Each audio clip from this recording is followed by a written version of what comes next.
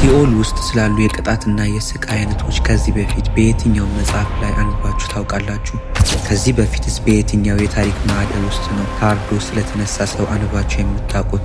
ዛሬ በቤተ ክርስቲያናችን የታሪክ ማዕደል ውስጥ ስሟ በግልጽ ያልተገለጸ ሰዎች በሚሰቃዩበትና በምድር ላይ ሲመላለሱ ላደረጓት ክፉ ነገር ዋጋቸውን ስለሚቀበሉበት የሲኦልንም ውስጣዊ ክፍሉንና የቅጣት አይነቶቹን ስላየችው ሴት እንቃኛለን። ይህች ሴት ማናት? እንደ በግ ታርዳስ የተገደለችበት ምክንያት ምንድን ነው? በሕዝቡስ ፊት ቆማ በዓይኗ ስላየችው ስለዛ ስላስፈሪው እኛም ንስሐ ካልገባን ስለማይቀርልን ስለ ሲኦሉ ስቃይ ምን ብላ ተናገረች? ይህ የሲኦሉ ምስጢር የገለጸችው ሴት ታሪክ ነው። ይህች ሴት በዘመነ ሐዋርያት የነበረች የዘማውያን ድምፅ በሚሰማበት ጫጫታና ውካታ ከሞላበት መንደር የምትኖር ሴት ነች። በአንዲት ዕለት ግን ይህች ሴት መንደሯ ውስጥ በሚገኝ የዘማውያን ማደሪያ በሆነ ሙዚቃና ጭፈራ በሚደራበት ብዙ ሰዎችም የስጋ ፈቃዳቸውን ለመፈጸም እና ጠጥቶ ለመስከር በሚሰበሰቡበት አንድ መሸታ ቤት ውስጥ አንገቷ ተቀልቶ ሞታ ተገኘች። እግዚአብሔርም የዚችን ሴት ሞት ምክንያት አድርጎ በኃጢአት የወደቀውን ሕዝብ ታስተምርለትና ታሳውቅለት ዘንድ ሲኦል ሆድ ውስጥ ያለውን ምን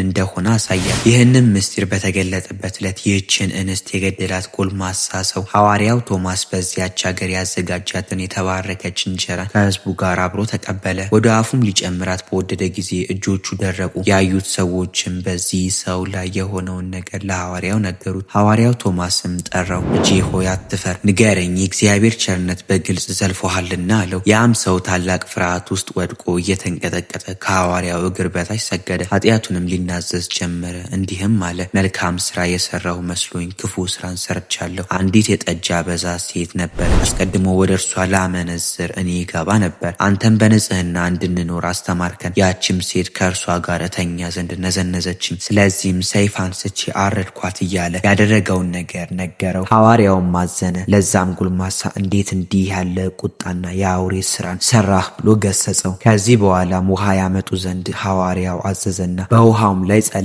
ጎልማሳውንም በእግዚአብሔር ታምነ እጆችን ታጠብ አለው። ሲታጠብም ያደርቁ የነበረው እጁ ዳነ። ከዚህም በኋላ ሐዋርያው ቶማስ የዚያች ሴት በድን ወዳለበት ና ምራኝ አለው። ያም ጎልማሳ መርቶ ወደ ቦታዋ ደረሰው። በደረሰም ጊዜ አይቷት እጅግ አዘነ። ወደ ውጭም አውጥተው በአልጋ ላይ ያኖሯት ዘንድ አዘዘ። እንዳዘዛቸውም አደረጉ። እጁንም በላዩዋ ጭኖ ጸለየ። ጸሎቱንም በፈጸመ ጊዜ ጎልማሳውን ሂድ፣ እጇን ይዘ እኔ ቀድሞ በእጄ ገደልኩሽ፣ አሁን ግን በሃይማኖት በእኔ እጅ ክርስቶስ ያስነሳሻል በላት አለው። እሱም እንዳዘዘው አደረገ።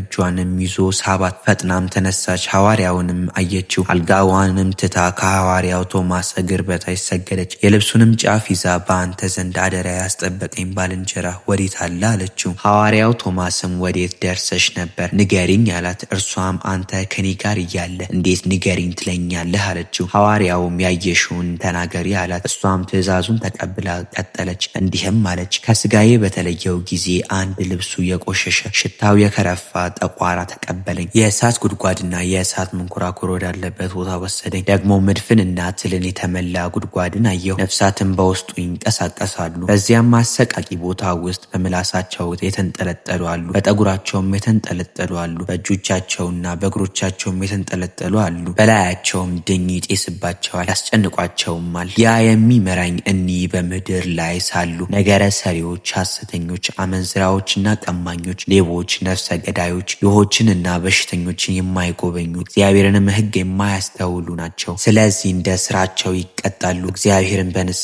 ይቅርታ ሳይጠይቁ ሞተዋልና አለኝ ብላ ለሐዋርያው ቅዱስ ቶማስ የስቃዩ ቦታ ምን እንደሚመስል ተረከችለት። ሐዋርያው ቶማስም ከዛ የነበሩትን ይህች ሴት የምትለውን ሰማችሁን?